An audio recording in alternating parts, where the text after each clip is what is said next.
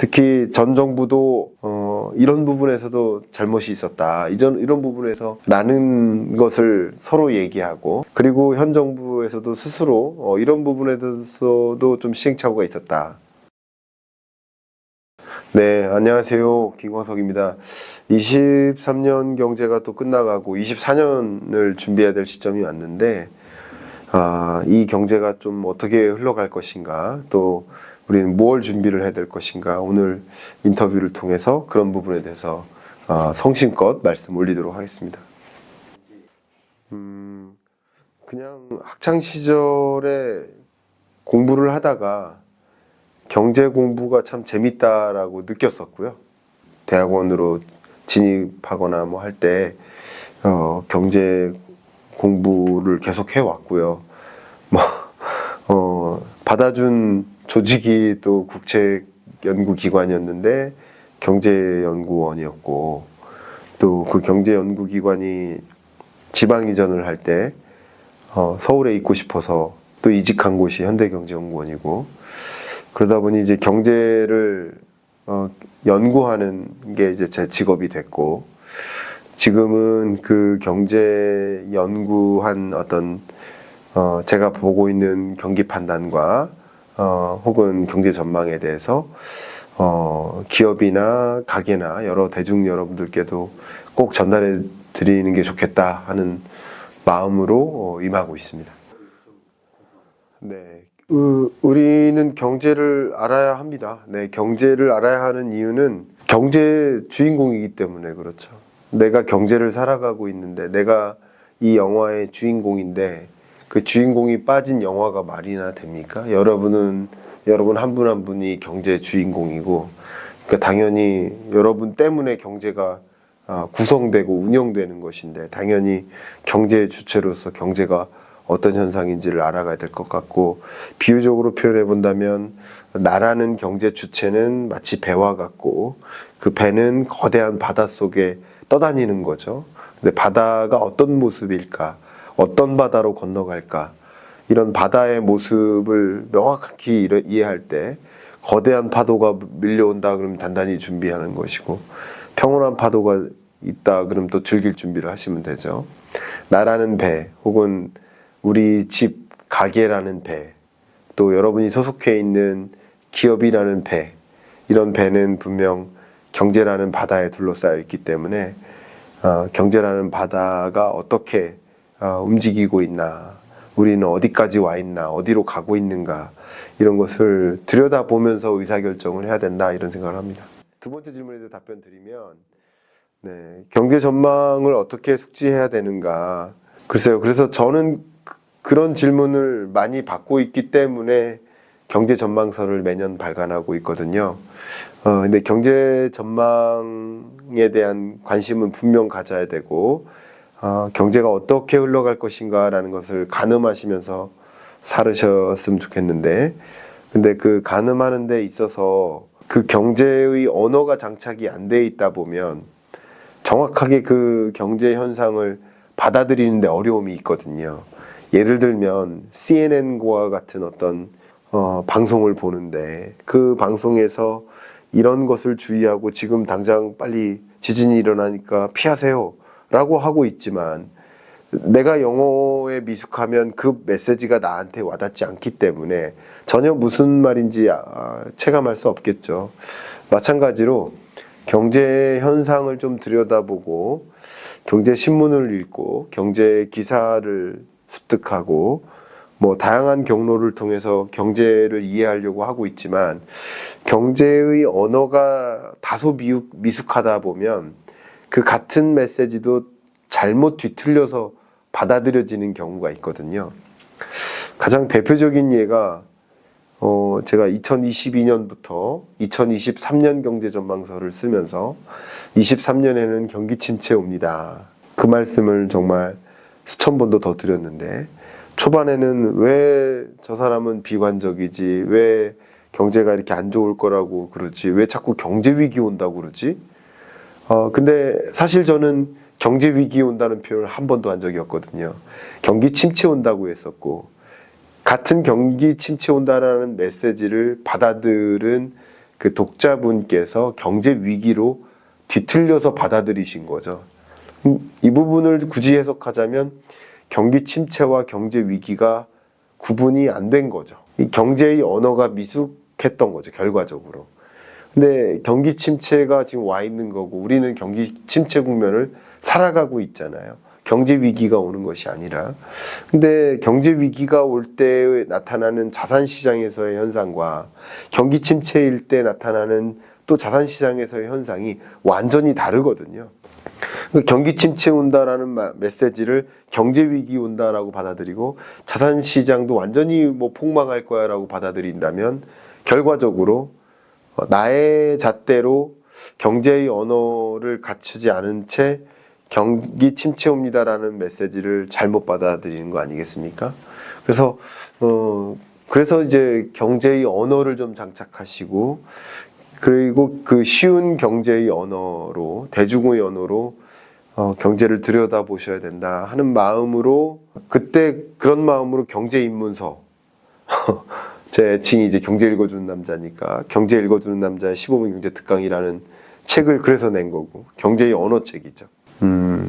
그리고 그 언어를 갖춘 채 경제 전망을 읽으십사 하면서 24년 경제 전망서를 또 낸 거고 뭐 매년 경제 전망서를 내고 있지만 6번째 경제 전망서를 그런 의미로 경제를 먼저 들여다보시고 조금 더 대중의 언어로 쉽게 경제를 읽어 나가셨으면 좋겠다 하는 의미로 이렇게 책을 발간하고 있는데 입문서, 경제 입문서, 쉽게 쓰여진 경제 트렌드서 이런 책을 바탕으로 경제적인 감각을 좀 내 것으로 좀 함양하시면 어떨까 하는 생각입니다. 네. 제가 뭐 경제학도로서 경영학, 경제학, 뭐 통계학을 공부하는 학도로서 그 경제를 진단하기에는 서투름이 있었고요. 그냥 그 필드에 와서 대략 한 2010년대부터 10여 년 동안 경제 연구자로 종사하면서 느꼈던 한국 경제가 조금 더 중장기적인 미래를 고민하고 중장기적으로 어떻게 또 도약해야 될까를 고민하는 것보다 조금 더 어제 오늘을 고민하는 그런 경제였지 않나 그렇게 생각을 합니다. 그러니까 주로 정책적인 부분에서 부족함이 있다라고 만약에 가정을 해놓고 말씀을 드린다면 조금 더 어제 오늘을 살아가는 그리고 경제 정책마저도 정치적인 고민하에 내리는 그런 의사결정들이 좀 아쉽고요. 중장기적으로 우리 경제는 어떤 모습을 띈 경제로 가고 싶은가 하는 골을 좀 설정하고 그 골에 도달하기 위한 행보를 좀 정책적 행보를 보였으면 좋겠다 하는 생각을 참 많이 갖고 있는데 그런 부분에 대해서는 좀 지금까지 한 10여 년 동안 봤을 때 미약함이 있다. 그러니까 오늘에 급급하고 오늘 던져진 과제에 급급하고 또 이 어려운 예를 들어 IMF 외환 위기나 글로벌 금융 위기나 팬데믹 경제 위기나 2023년, 24년 이런 고물가 위협이나 고금리 이런 여러 가지 현상 속에 발생하는 위협적인 요소를 대응하는 것만 급급한 중장기적으로 우리 경제는 어떤 모습으로 가야 하나 하는 그를 고를 설정하고 그 고를 이루기 위한 행보가 좀 미흡한 것이 아닌가. 그러니까 우리 경제는 지금부터는 좀 더 중장기적인 고민을 해야 된다 하는 생각을 좀 많이 해왔습니다. 서로 간에 다 탓을 다시 할게요. 정치권에서 이제 서로 간에 대한 탓을 하기보다 나 자신의 문제가 있는 거죠. 전 정권도 문제가 있고 현 정권도 문제가 있고 잘못한 부분이 있고 잘한 부분이 다 있겠죠. 뭐 이 영상을 보시는 여러분들께도 잘못이 분명히 있을 거고 이 영상 속에서 제가 말씀을 드리고 있지만 말씀을 드리는 저도 문제가 있고 우리 경제 주체 모두가 잘못한 거지 누구만 잘못한 거겠습니까? 결과적으로 뭐 안 좋은 상황에 놓였다라고 가정했을 때 조금 더 나은 경제에 놓였었으면 좋겠다 하는 그런 생각을 바탕으로 말씀을 드린다면 우리 모두가 어쨌든 부족했었던 것이고, 특히 전 정부도 스스로 이런 부분에서도 잘못이 있었다, 이런 부분에서 실수가 있었다라는 것을 서로 얘기하고, 그리고 현 정부에서도 스스로 이런 부분에 대해서도 좀 시행착오가 있었다, 그렇게 얘기하면서 방향성을 찾아가야 되는 게 아닐까요? 서로에게만 탓을 하면 그 나라가 어떻게 가겠습니까? 네 탓 내 탓이 아니라 모두에게 탓이 있는 것이고, 저도 뭐 극히 일부에 해당하는 5천만 국민 중에 한 사람이지만 5천만 분의 1로서 뭔가 제 소신을 다하지 못한 책임이 있지 않겠습니까? 성인으로서 모두가 어떤 부분에 시행착오가 있었던 것이 아니겠습니까? 네, 그렇게 생각합니다. 네. 네. 가난한 자는 더 가난해지고 부유한 자는 더 부유해졌어요. 저소득층은 소득이 오히려 줄었고 고소득층은 소득이 큰 폭으로 늘었습니다. 그러니까 전반적으로 가난해지고 있고 어려워지는 건 맞지만 유독 그 가난해지고 어려워지는 현상은 저소득층에게 집중된다는 것을 통계로 확인할 수 있습니다. 올해 성장률보다 내년 성장률이 더 떨어질 것으로 저는 보고 있고요. IMF나 월드뱅크나 OECD와 같은 세계 주요 경제 관련 국제기구들이 같은 보이스를 내고 있습니다. 올해 성장률보다 내년 성장률이 더 안 좋을 것이다. 어떤 부분을 대비를 해야 될지. 네, 한국 경제가 무역 의존도가 높다라는 사실은 틀림이 없고요. 특히 그 무역도 미국과 중국에 대한 의존도가 높다라는 사실임에도 또 틀림이 없습니다. 다소 좀 주춤해져서 대중국 수출이 전체 수출의 약 한 18, 19%를 차지하고 또 미국에 대한 수출 의존도가 약 한 17, 18%를 차지하는데 두 개 국가를 합하면 어쨌든 우리나라 전체 수출의 대략 한 35% 이상 차지하고 있는데 40%에 가까운 그런 수치를 보이고 있는데, 그만큼 우리나라가 미중 패권 전쟁의 과정에서 교육 시장 자체가, 교육 시스템 자체가 더 흔들릴 수 있고, 그러면 세계적으로 자국의 어떤 경제를 보호하기 위한 보호무역 조치가 더 팽배해질 수가 있고요. 미국의 IRA의 조치는 EU의 유러피언 국가들의 비슷한 정책들을 또 놓이게 만들고, 다른 나라들은 또 자국 경제를 보호하기 위한 비슷한 IRA2, IRA3가 마련되면서 더 보호무역적인 조치들이 단행될 것이고, 수출 의존적인 나라들은 더 흔들릴 수 있고, 상대적으로 안 흔들릴 나라는 없겠지만 상대적으로 더 흔들릴 수 있고, 특히 미중 패권 전쟁이 이 보호무역 조치를 강화하는 보호무역주의 시대의 핵심이 되는 그 트렌드라고 볼 수 있는데, 그 상황 하에서는 결국 우리 한국으로서는 더 흔들릴 수 있겠다. 더군다나 미국이 이제 IRA 조항에 한국이 중국에 대한 원자재나 소재, 부품을 의존하는 그런 체제라든가, 중국 기업이 예를 들어서 20% 합작 투자를 하고 있거나, 그런 경우 전기차 보조금의 대상에서 제외를 시킨다라는 이런 방향성으로 가져간다면 우리는 중국으로부터 공급망을 의존하면 안 되고, 중국의 합작법인의 형태로 투자하고 있는 그런 액션도 우리는 막아야 되고, 그러면 전기차 보조금 지급을 받도록 움직이지만 또 그 와중에는 중국으로부터의 경제적 보복이 분명히 있을 수 있고, 뭐 하나를 취하면 하나를 우리는 얻을 수 없는, 하나를 뺏길 수밖에 없는 그런 상황에 놓였다는 점에서 미중 패권 전쟁과 이런 그것으로 인한 세계의 어떤 무역 시스템의 불안정, 이런 것은 한국 경제에 굉장한 수출 취약성을 좀 줄 수 있지 않을까. 수출 경기뿐만 아니라 공급망 체제에도 큰 결함을 줄 수 있지 않을까. 예를 들어서 2차 전지의 핵심 소재 공급을 다른 나라로 전환하는 과정에서 반도체 핵심 소재 공급을 중국이 같이 차단해 버린다든가 뭐 이렇게 전 산업에 걸쳐서 중국에 대한 소재 부품 장비 의존도가 분명히 있는데 이 공급망이 흔들리면서 우리 경제에 수출 외적인 흔들림도 분명히 있을 수 있다. 우리 얼마 전에 이미 요소수 사태 경험하지 않았습니까? 요소 공급 차단만으로도 그 나라가 이렇게 흔들렸는데 근데 그 이상의 더 센 무언가를 차단하게 될 경우 우리 경제가 얼마나 흔들릴 수 있을까를 좀 고민하는 것은 지금 우리 23년 말 한 해를 마감하는 우리 경제 주체로서는 고민될 것들이 정말 많이 있는 것 같습니다.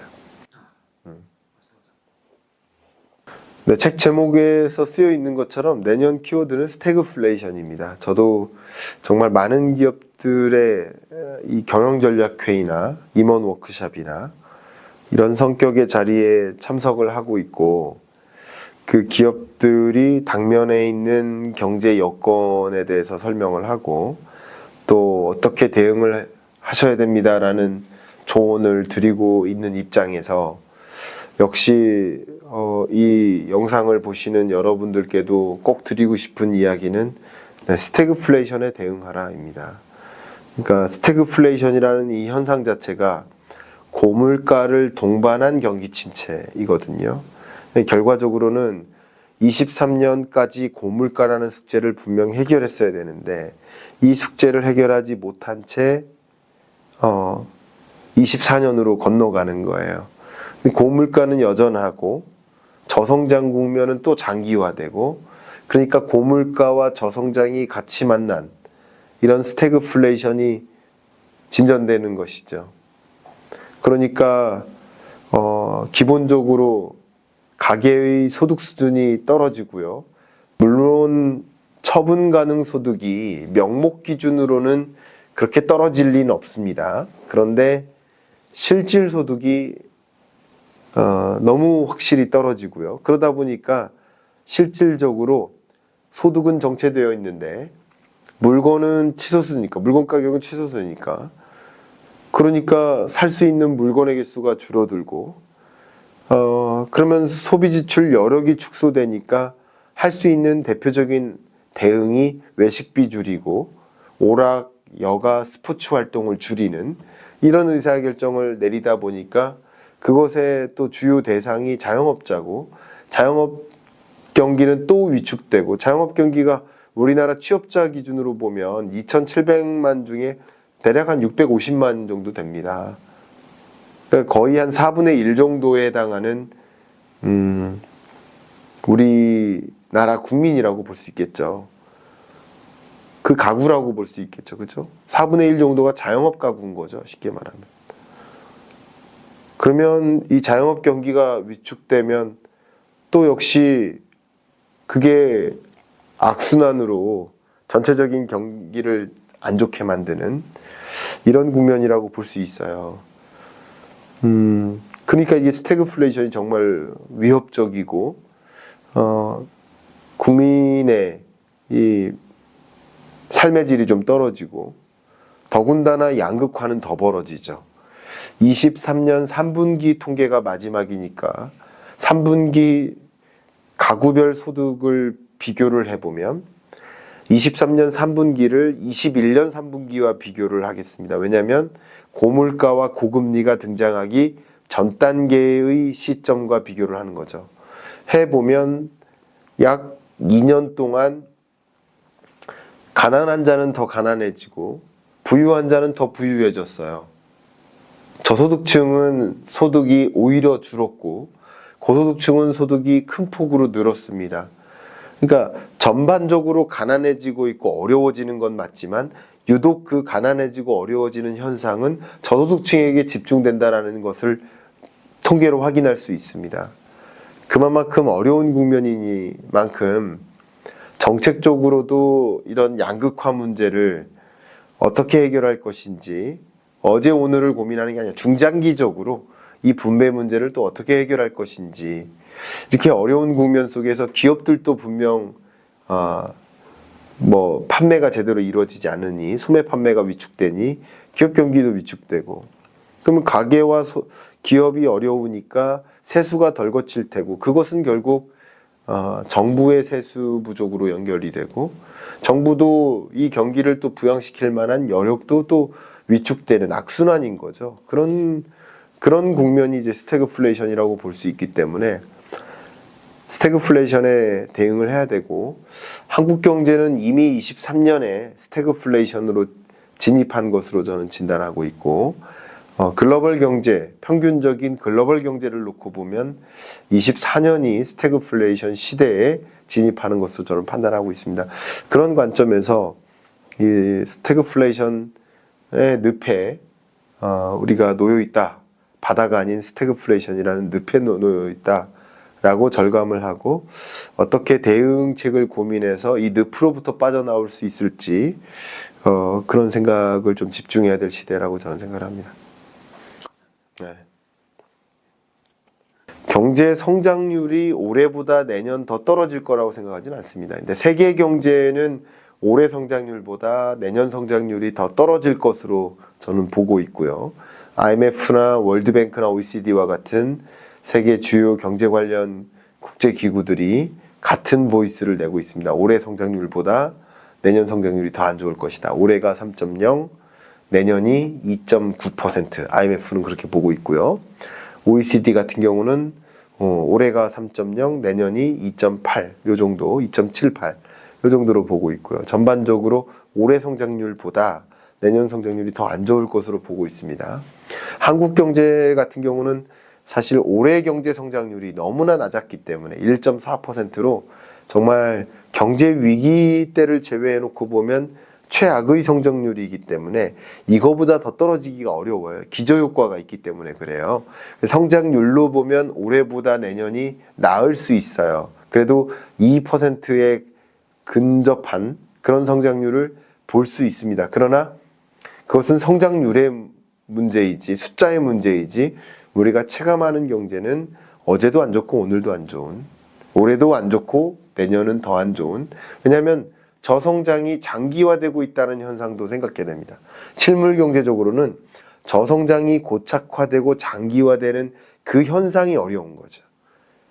고금리가 등장해도 그게 경제를 짓누르겠지만, 이 고금리가 얼마나 오랫동안 지속되느냐도 실물 경제적으로 부담인 거거든요. 그러니까 무거운 짐을 잠깐 한 10m는 들고 갈 수 있고 내려놓으면 괜찮지만 10m 들고 왔는데 또 10m, 20m를 들고 가야 하면 힘든 거죠. 예, 그런 관점에서 24년 경제가 올해 경제보다 더 어렵다라고 말씀드리는 거예요. 올해 경제 성장률보다 내년 경제 성장률이 더 낮을 거라고 생각은 안 합니다만, 한국 경제 성장률은 2%대로 진입하기 어려운 저성장 국면에 계속 맴도는 그런 국면으로 저는 전망을 하고 있고, 어쨌든 23년부터 본격화한 이런 침체 국면이 24년까지도 계속 남아있다라는 관점에서 올해 경제보다 내년 경제가 더 힘들다, 이렇게 저는 진단하고 있습니다. 근데 노동력이 부족해짐에 따라서 이 생산 연령 인구는 어디에 어떤 종류의 일자리를 선호할 것인가, 다 디센트한, 안정적인, 또 고생하지 않는 3D 업종을 피해서 그 일자리를 차지해 나간다는 거죠. 그러면 이 3D 업종에 해당되는 기피하는 그런 종류의 일자리는 인력 자체가 부족하기 때문에, 절대적으로 부족.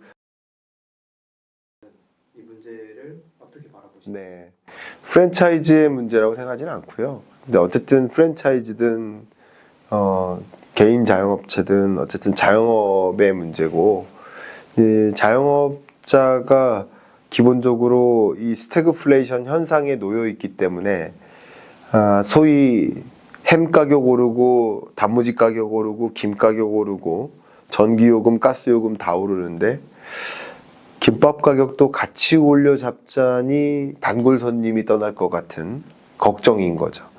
또 단골 손님이 떠날 수밖에 없는 이유는 김밥 가게가 나만 있는 게 아닌 거죠. 다른 김밥 가게들이 많이 있기 때문에 다른 김밥 가게의 눈치를 볼 수밖에 없는 입장인 거죠. 그러니까 그만큼 완전 경쟁 시장화 되어 있다라는 것은 소비자 입장에서는 편익이죠. 그런데 자영업자 입장에서는 한 골목에 치킨집이 하나만 있으면 괜찮은데 2개, 3개 있으니까 힘든 거죠. 그러니까 여러 가지로 힘들지만 경기 침체 속에서 경제 주체들이 외식비 소비 지출을 줄이니까 자영업자들이 힘든 거고요. 거기에 또 스태그플레이션 현상답게 인건비나 각종 원자재 값은 다 오르니까 또 힘든 거고요. 근데 이 와중에 여전히 작년 못지않게 그 시장 내에서 그 골목 내에서 그 동네 내에서 비슷한 업종이 과밀하게 분포되어 있다 보니 또 힘든 것이죠. 여러 가지 힘든 그 어려운 것들이 중첩되게 작용하고 있으니까 힘든 것이고, 다른 어떤 현상들은 경기적인 어떤 일시적인 사이클에 해당되고, 지금 말씀드린 자영업의 과밀화 이런 것들은 상대적으로 구조적인 문제를 이야기하는 것이기 때문에 좀 구분해서 이야기를 해야 되겠지만, 어쨌든 23년, 24년은 경기적인 어떤 문제와 구조적인 문제가 같이 자리한 국면이기 때문에 또 자영업자 여러분이 더 힘들다, 이렇게 저는 표현해 볼 수 있을 것 같습니다. 우리나라만의 현상은 아닙니다. 우리나라도 가처분 소득을 명목 기준으로 했을 때 그대로 나름 유지되는 모습이지만 실질 소득으로 전환하면 소위 구매력 기준인 거죠. 물건을 살 수 있는 물건의 개수가 줄어드는 거죠. 그러니까 물가 상승 속도는 5%인데 소득 증가 속도는 1%라고 한다면 결과적으로 소득은 줄어드는 거죠.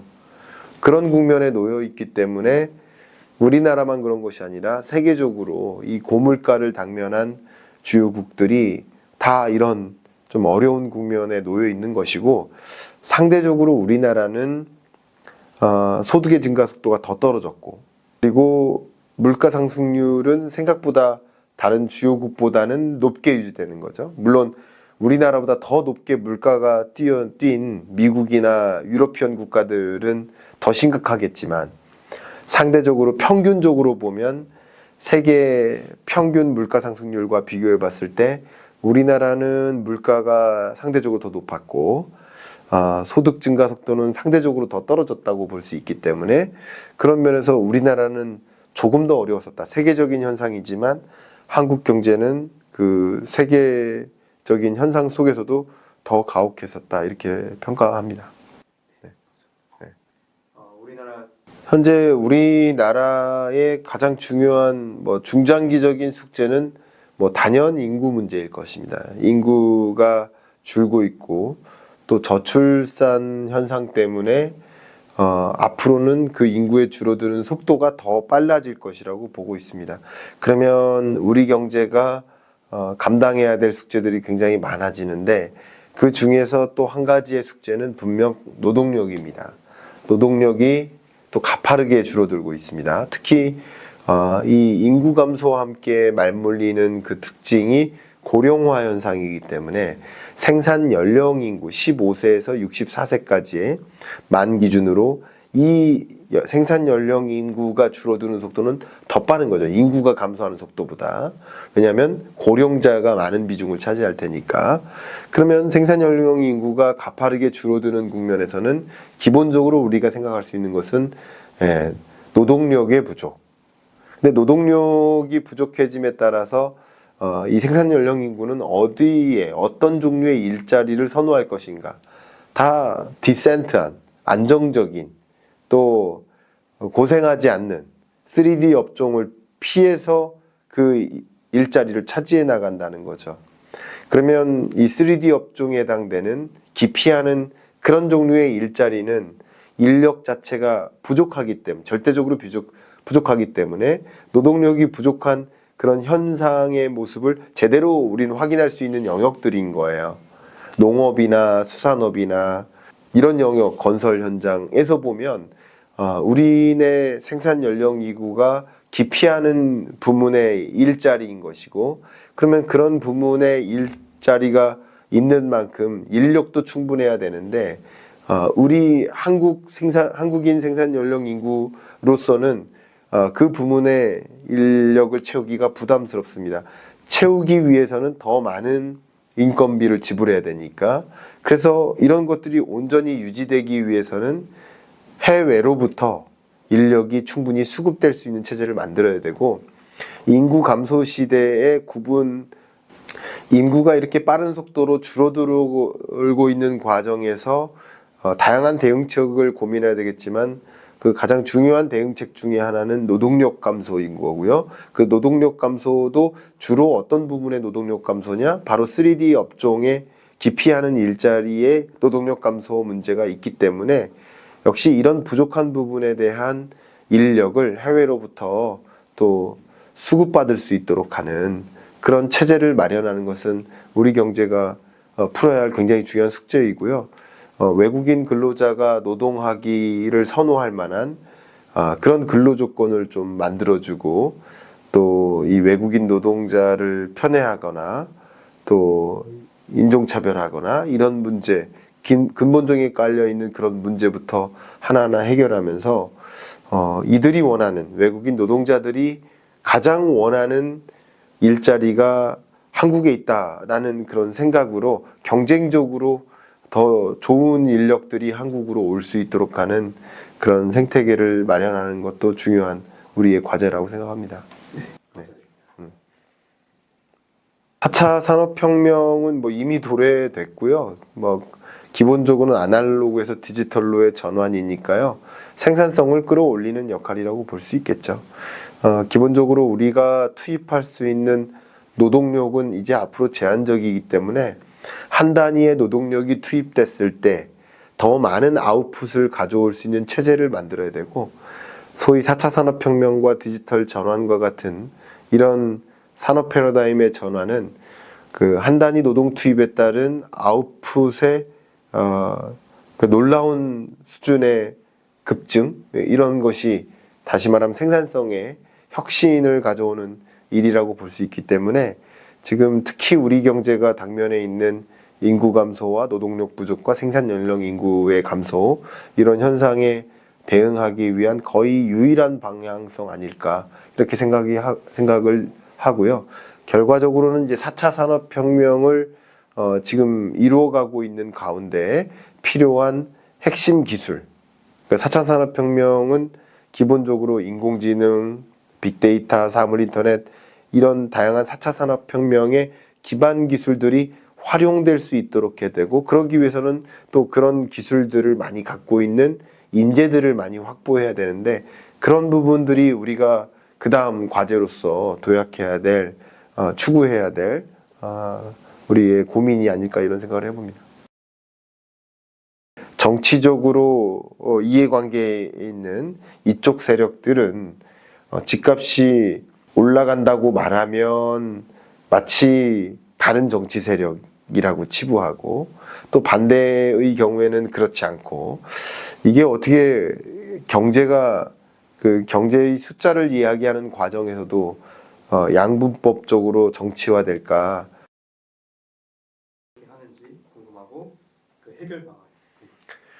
네, 이름하여 피크 코리아, 피크 아웃 코리아, 이런 표현들을 좀 하고 있는데요.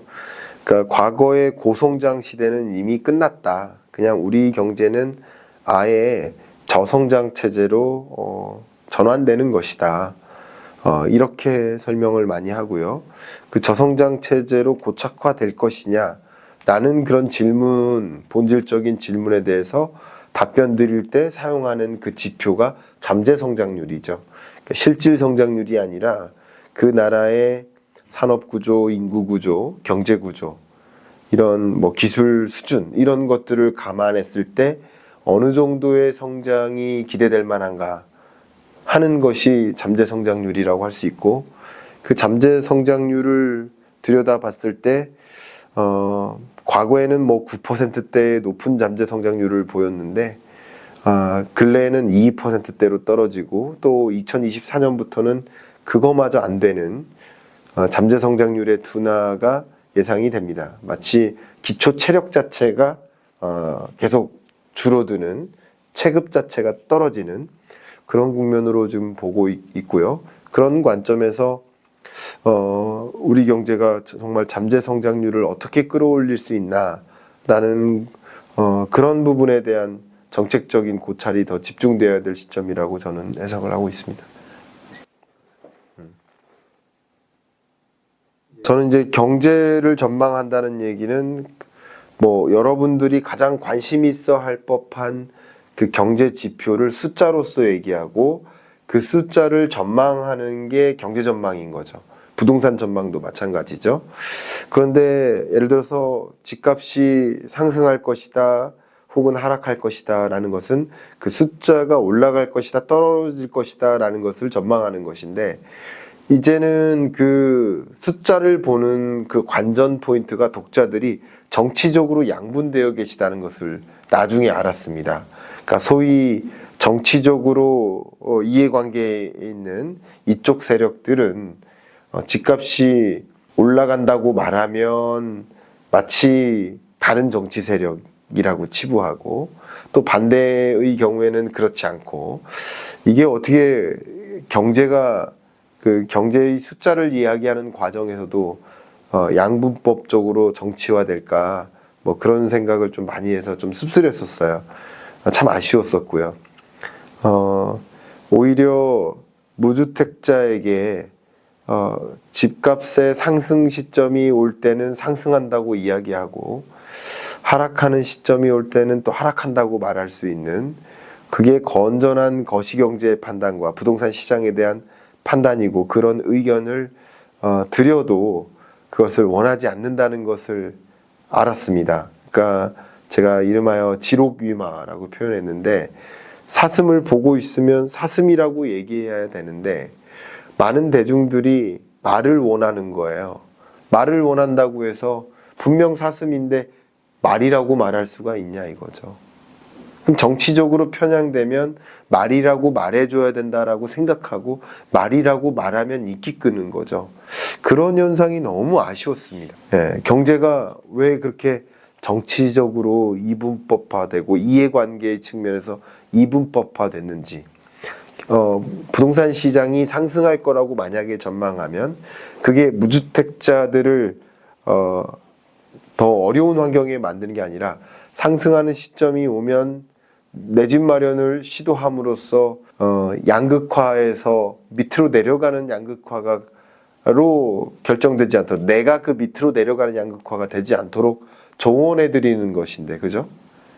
그러니까 집값이 떨어진다라고 말해야 된다 이거죠. 시장에 형성된 독자들의 분위기가 좀 씁쓸하고 안타까웠습니다. 네. 그리고 이제 행복했을 때 저는 일단 투자의 직접적인 이야기보다 투자는 여러분이 스스로 하는 것이고, 스스로 하시는 데 있어서 우리가 필요로 하는 경기 판단, 세계의 경제가 어떻게 굴러가고 금리는 어떻게 되고 물가는 어떻게 되고, 그런 것들을 소신껏 객관적으로 분석하고 정치 중립적으로 판단해서 의견을 드려오고 있는데, 저의 이야기가 이제 경제를 보는 눈을 갖게 됐어요. 경제에 관심도 없었는데 경제에 너무 관심이 생겼고, 경제를 너무 어려운 주제로만 생각을 했는데 제 채널이나 책을 뭐 1년여 동안 구독을 하다 보니까 경제에 눈을 떴어요 하는 그런 댓글들을 볼 때마다 굉장히 행복하고 더 노력해야 되겠다라는 생각을 했습니다. 그 주신 질문에 대해서 제가 얼마 전에 받았던 댓글이 있었고, 그 댓글이 너무 감동적이어서 제가 캡처해 놓았던 적이 있거든요. 그 캡처해 놓은 댓글을 좀 읽어드리면 어떨까 이런 생각이 드는데, 읽어드리겠습니다. 그대로. 김광석 교수님, 삼식이었고 이제는 삼슴이입니다. 꾸벅. 아이디를 말하는 겁니다. 즉시 분석 기다리고 있었습니다. 올해 그 많은 영상 속에서 모두가 궁금하고 기대하고 기다린 신호 영상 감사히 들었습니다. 올해 봄쯤 교수님을 뉴스에서 나오는 사람이 아니라 진실된 경제 전함을 해주시는 분임을 알았습니다. 그때는 경제 전혀 까막눈이라 책을 사도 못 읽겠다 싶어 계속 그냥 라디오처럼 새로운 영상 올라올 때마다 들었는데 이제는 덕분에 2024년 전망서를 찾아 읽고 싶은 마음이 생겼습니다. 2050년까지 점을 찍어 선을 이으시겠다는 말씀 응원하고 저 또한 그 길에 같이 걸어가 보고 싶습니다. 2024년 전망서를 잘 챙겨보겠습니다. 고맙습니다. 당신의 존재. 감사합니다. 저의 경제 등대가 되어주셔서 감사합니다. 제가 읽다 보니 감정적으로 좀 올라오는데 이런 소감을 들을 때마다 더 객관적으로 경제를 보고 또 정치 중립적으로 경제를 좀 판단하고 그리고 나는 어떻게 대응을 해야 될지를 좀 함께 고민해 드리는, 그리고 우리 경제에 뭐가 약한 골이고 뭐가 문제이고 어떻게 가야 되는지 조언해 드리는, 저도 부족하지만 그런 역할을 더 성실히 수행해야 되겠다라는 그런 응원의 메시지로 좀 들려서 이런 이야기를 들을 때마다 저도 너무 행복하고 감동적이고 그렇습니다. 네. 감사합니다. 이제 마지막으로 대표님이 책을 좋아하시는 독자분들이 굉장히 많습니다. 그래서 저는 첫 번째 가장 중요한 목표는 제가 매년 경제 전망서를 발간하고 있는데 그 해를 항상 무슨 점 이렇게 표현하고 있습니다. 그 이유는 그 한 해 한 해는 점이고 수많은 기간 동안을 이으면 선이 될 테니까 저는 2050년 경제 전망까지 경제 전망서를 발간하기로 여러분들과 약속을 한 상태고, 여러분들께 매년 경제 전망서를 발간하면서 그 해를 점으로 가장 쉽게 명확하게 설명드리기 위해 노력할 것이고, 그렇게 하다 보면 언젠가는 2050년이라는 그 선까지 이어나가실 수 있지 않을까. 그래서 여러분이 건전하게 경제를 들여다보고 합리적으로 의사결정을 내리시는데 조금이나마 도움이 될 만한 조언을 앞으로도 드리는 것, 그게 제 목표입니다. 네, 지금까지 인터뷰 잘 집중해서 시청해 주셔서 감사하고요. 2023년 한 해 정말 어렵고 24년 한 해는 안타깝지만 더 어려울 것으로 예상이 됩니다. 그런 어려운 경제에서도 여러분이 그 경제 현상을 먼저 한번 좀 들여다보고, 그리고 어떤 위협이 앞에 놓였는지, 어떤 또 기회 요인이 분명히 있을 텐데 어떤 기회가 또 있을지 먼저 좀 들여다보고, 그것을 들여다보는 과정에서 나를 이제 준비시킨다면 그 위험 요인이 있다 하더라도 잘 우회할 수 있을 것이고, 또 기회 요인이 있다면 잘 포착하실 수 있을 거라고 믿습니다. 그런 나를 만드는데 오늘 이야기가 좀 도움이 됐기를 바라는 마음으로 이상 마무리하겠습니다. 감사합니다.